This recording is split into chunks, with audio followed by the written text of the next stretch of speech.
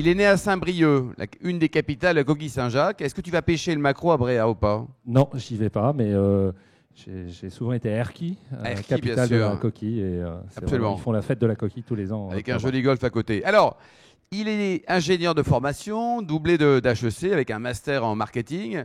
Et déjà, tout petit, ton premier job, tu te barres en coopération pour le groupement en Italie. C'est exactement ça. Auchan, j'avais fait mon stage de fin d'études chez Auchan. Et à l'époque, je savais que je voulais monter ma boîte. Donc, je pars chez les mousquetaires, un peu pistonné en fait, parce que c'était le cousin de ma mère qui était le patron de l'Italie. C'est bien de le dire. Donc là, j'assume. Et comme j'étais dingue de foot, en fait, j'ai supporté l'AS Roma. Ah, l'AS Roma. Et l'année où je vais, ils gagnent le Scudetto et on est champion d'Italie. Alors après, donc, tu reviens en France et tu supportes qui en France? Guingamp. C'est bien d'avoir Guingamp. C'est un peu rural, mais j'assume. Non, c'est très bien. Donc là, tu reviens et tu as été d'abord salarié, puis à 33 ans, Thierry, entrepreneur. C'était le but, donc je fais 9 ans salariat. L'adage, c'était 3 missions pendant 3 ans, donc je l'ai fait. Et à 33, j'y vais. Et le hasard fait que le point de vente que je rachète, il se trouve à Issy-les-Moulineaux, donc pas très loin, mais c'est surtout le premier Leclerc qui avait été créé en région parisienne en 69 et qui a connu la scission, puisqu'en fait, on est les cousins de Leclerc, puisqu'à un moment, Jean-Pierre Leroc tire son bord, pas d'accord avec Édouard, et il crée Aix. C'était en quelle année, ça? 69. En 1969. Et je rachète ce point de vente, le point de vente de Jean-Pierre Leroc. Historique, quoi, quelque part. Historique, exactement. Alors, le groupe, d'abord, les mousquetaires, d'où vient ce nom des mousquetaires? Un pour tous, tous pour un. C'est-à-dire que le principe de fonctionnement, c'est l'indépendance. l'indépendance. On comprend, mais oui. C'est l'indépendance parce qu'on est tous propriétaires de nos magasins, mais on est interdépendants, comme les mousquetaires pouvaient l'être, puisque ça s'appelle le tiers-temps chez nous. Le mardi, mercredi, on quitte nos boutiques et on va gérer le siège dans toutes les fonctions. Et le statut, c'est quoi? C'est une coopérative, Thierry? C'est quoi? Non, c'est pas coopératif, mais parmi les 3000 chefs d'entreprise, on a un statut, on a 2 statuts. Tu rentres, tu postules, après tu deviens adhérent, et après un certain temps, normalement 2-3 ans, quand tu sors des résultats, que tu bosses pour le collectif, tu as le droit d'être actionnaire du groupe et tu deviens associé. Et on est 1658 à se partager le capital des mousquetaires, qui a les enseignes, qui a l'immobilier, qui a tout, quoi. Il y a 7 marques au total, hein. Tu nous le rappelles? 7. Alors je vais essayer de ne pas les oublier. Il y a l'automobile avec Rodi, c'est des centres auto, rapide pare-brise. En bricolage, on a Bricomarché, Bricocash et on a racheté pour les Parisiens Bricorama, qu'on voit un peu partout ici. Et puis en alimentaire, effectivement, les plus connus, c'est Intermarché, Netto. Et la somme de ça, ça fait 3000 points de vente. Donc on aime bien dire tous les 17 km. Et en bricolage, c'est une surface sur 3 et mousquetaire en France. Alors ça, au total, donc tu gères un peu plus de 3000 dirigeants d'entreprise. Le management de 3000 indépendants, ça doit être insupportable, non? C'est un boulot, ouais. T'es filmé, mais vas-y, dis ce que tu veux, tes copains. C'est un vrai boulot. C'est un sacerdoce, mais c'est passionnant, en fait. Ouais. C'est génial parce qu'il y a du tempérament, il y a de l'énergie. Et ça fait 3000 chefs? Ça fait 3000 chefs, et donc effectivement, c'est toujours difficile d'être le chef des chefs, mais j'essaye de les inspirer et puis surtout de les embarquer de manière non pas pyramidale, mais en étant dans la proximité managériale. Et ça, voilà, pour l'instant, ça va. Au total, 150 000 collaborateurs. C'est énorme. 150 000. Alors moi, je ne suis pas vraiment le patron des 150 000, puisqu'il y a 3 000 chefs d'entreprise qui ont... Au total, quoi. Ouais, mais on en a vraiment en direct, nous, quand on est patron du groupe. On en a 3 000 au siège, donc là, ils répondent de nous. Et puis, j'en ai 11 000 en logistique. Vous avez parlé du sujet, donc on est aussi en transformation logistique. Et puis, la particularité, alors j'aime le raconter parce que les gens n'ont pas compris producteurs-commerçants. Alors, on est proche des agriculteurs, des producteurs. Mais en fait, la réalité, c'est qu'on produit, en fait. C'est-à-dire qu'on a des abattoirs, la viande vient de nos abattoirs, on est surtout le premier pêcheur de France, on a nos propres bateaux, on a 200 marins et on a 56 usines. Donc on fait 4 milliards à la production et donc nous avons 11 000 salariés qui sont dans les 4 coins de la France à produire les marques propres d'Intermarché. Et ça, c'est un modèle qui est unique en Europe. Et au niveau des collaborateurs, donc tu arrives à en trouver, tu as ta pénurie, c'est difficile, c'est demandé? Alors, sur les points de vente, c'est très compliqué d'avoir aujourd'hui une expertise en métier de bouche. On est même en train de repenser nos modes de vente parce qu'on ne trouve plus de bouchers, de poissonniers. Et puis après, c'est... Mais pourquoi on n'en trouve pas? Mais parce que en fait, c'est très franco-français. Si justement tu n'as pas fait Centrale ou HEC, tu passes pour un neuneu. Donc en fait, personne ne pousse à aller vers l'apprentissage. Et c'est une connerie. C'est-à-dire l'Allemagne l'a compris, valorise l'apprentissage, etc. Et je suis ravi, tiens, la semaine prochaine, alors c'est mon député, je le mets en avant, mais Gabriel Attal nous convoque quelques patrons pour dire en seconde, enfin en troisième pour le coup, ouvrez les portes des entreprises pour aller découvrir tous ces métiers et peut-être donner envie. Et je crois qu'on a trop dévalorisé. Et pour voir les salaires qu'on paye, quand tu as 3500 net un boucher, je crois qu'il n'y a pas de honte à être sur ces métiers. Absolument.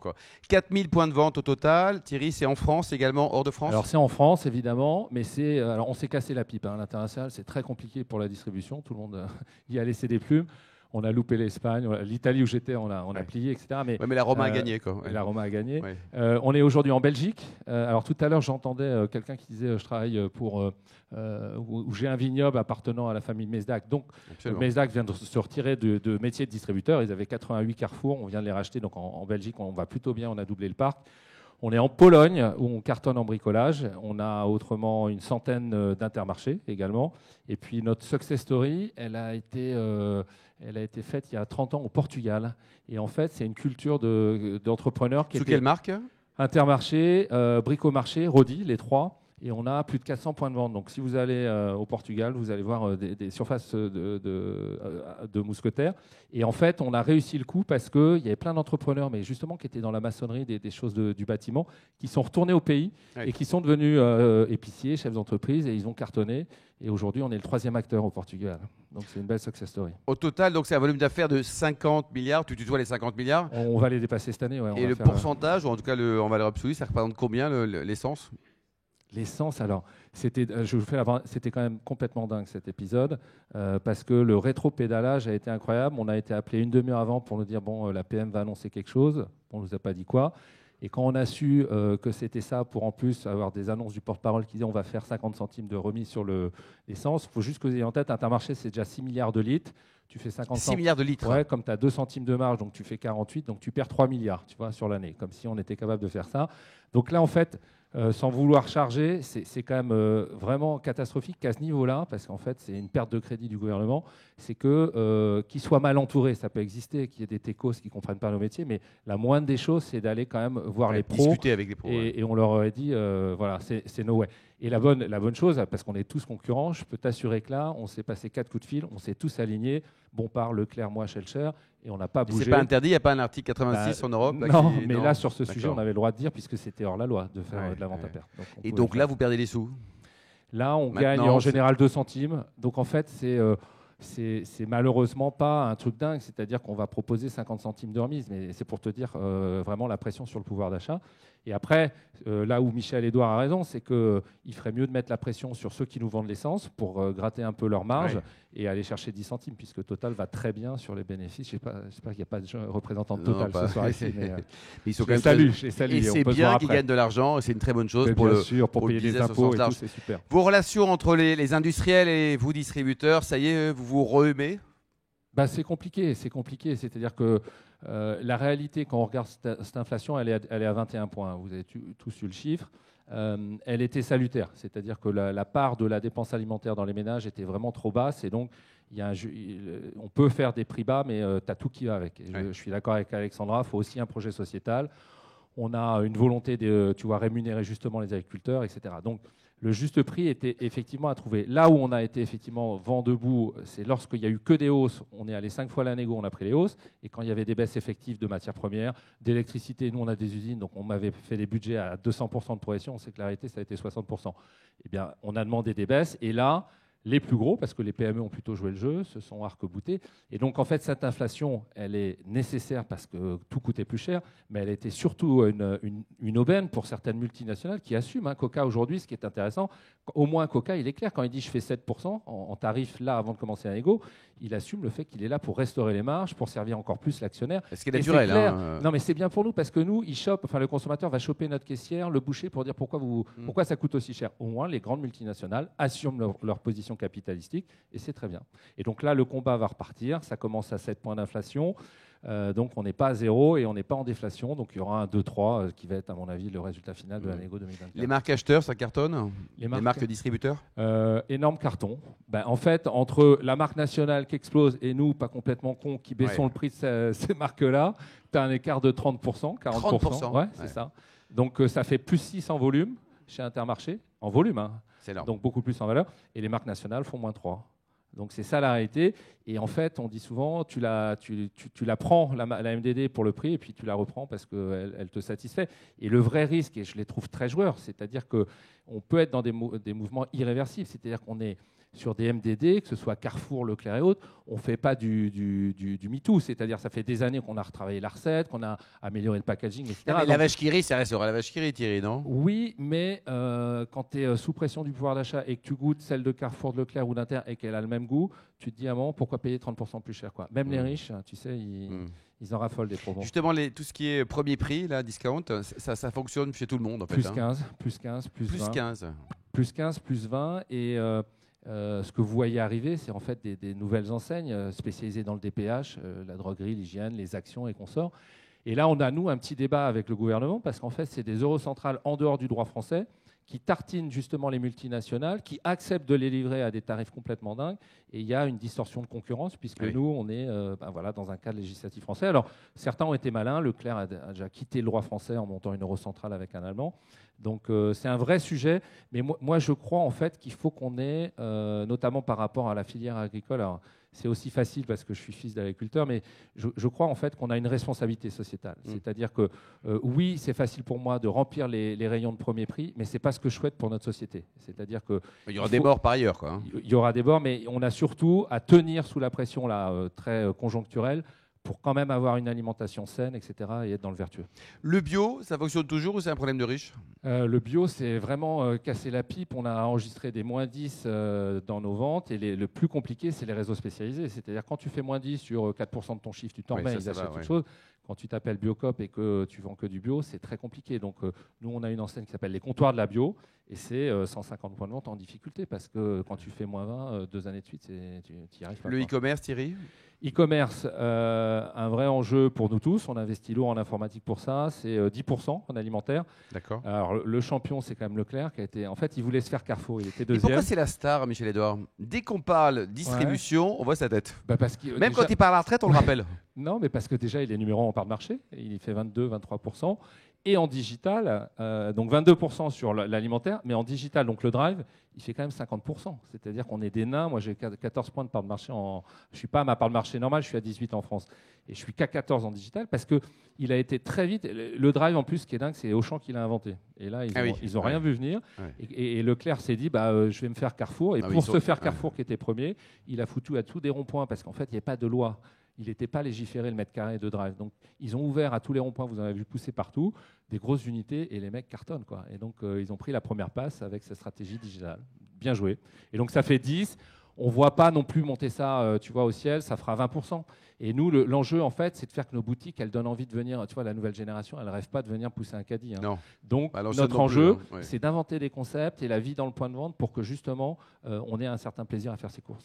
Thierry était amateur de vin à titre personnel. Est-ce que vous êtes également un acteur important? Tout à l'heure, on voyait le nombre de litres d'essence. Combien de litres de vin tu vends par an? Je n'ai pas le litrage, je ne vais pas vous dire de bêtises, mais je sais qu'on est deuxième. Alors, j'en ai conclu qu'on devait avoir des consommateurs qui étaient un peu plus alcooliques que chez Carrefour, puisque Carrefour est deuxième en part de marché et sur le vin, il est derrière. Ouais. Et donc là, il y a une gamme de vins essentiellement français. Les vins étrangers, pour vous, c'est pas encore un sujet?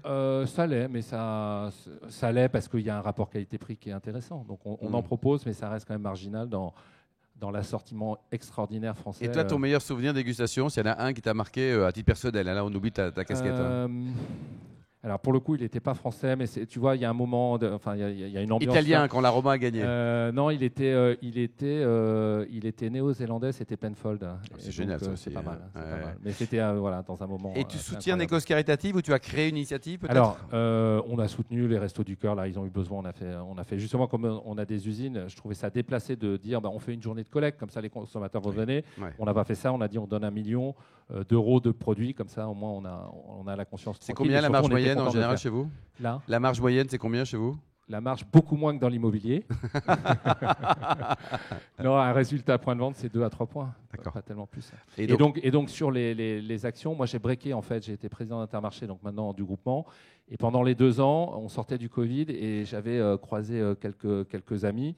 Et on s'est dit, tout le monde parle de ce monde d'après, qu'est-ce qui va se passer, qu'est-ce qu'on va faire? Et on s'est dit, en fait, d'un point de vue citoyen, on flippe tous d'être dans un pays de fachos, tu vois, les extrêmes montent, et on s'est dit, Oui, toi, il y avait JR, l'artiste, il y avait Édouard Bergeon, le réalisateur. L'art peut changer le monde, l'entreprise a un rôle sociétal, mais le premier qui a la responsabilité, c'est quand même le politique. Oui. Et donc, les mecs, on s'est dit, on était aussi, bien sûr, avec 5 copines, on était 10, on s'est dit, est-ce qu'on y va et tout. On n'a aucun engagement politique, ce n'est pas une volonté de carrière. On s'est dit, par contre, pourquoi ne pas créer une école qui formerait les nouveaux leaders publics de demain en allant les chercher dans la société civile pour éviter tous les techos. Alors, un des copains était énarque, donc il était très à l'aise. Ça s'appelait votre alibi, c'est un alibi. Non, mais c'est lui qui disait, le problème, c'est pas l'ENA, le problème, c'est le monopole de l'ENA dans l'organisation. Donc, on s'est dit, il y a quand même des mecs et des femmes extraordinaires qui sont chefs d'entreprise, qui sont à la tête d'associations, qui font des actions citoyennes. Allons les chercher. Et eux ont fait des choses, contrairement à certains, et on va les former à faire de la politique. Donc c'est une école qui s'appelle le Collège citoyen de France. On peut l'aider, on peut soutenir, on peut faire des dons. Vous pouvez envoyer de l'argent déjà, parce qu'on lève des fonds, mais surtout on peut envoyer des candidats. Et donc là on est en clôture, je le dis parce que vous avez des réseaux dingues, vous connaissez des gens extraordinaires. Donc c'est de 18 ans à n'importe quel âge, jusqu'à 60 ans si on veut. Le 95, Alexandre. Vous aurez 400 heures de cours, vous aurez un projet citoyen à sortir, un accompagnement, et c'est extraordinaire. En tout cas, c'est des promos de 50. On est déjà à 300 candidatures, on espère en avoir plus. Et là, on attaque la 4e promo. Il y a déjà des jeunes élus qui sont devenus députés grâce à ça. Génial. Et on espère que les valeurs qu'on leur inculque feront qu'on vivra dans une France meilleure demain. Tu nous rappelles le nom? Ça s'appelle comment? Le Collège citoyen de France.